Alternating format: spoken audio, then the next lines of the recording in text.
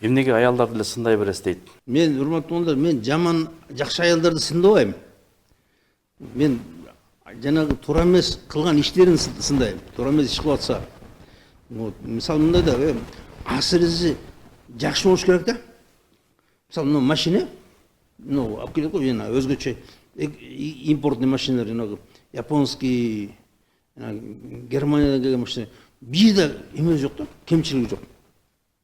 Анан кантип сындайсың? Сындабайсың да.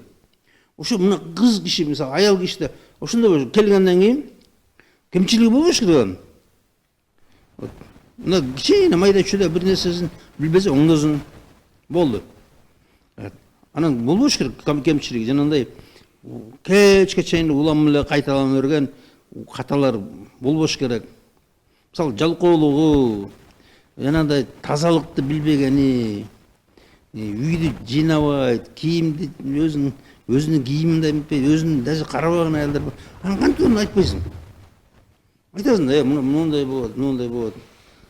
Мен жана кемчиликтерди айтам. Анан жакшы жүргөн аялдарды сындабайм, эмнеге сындайм?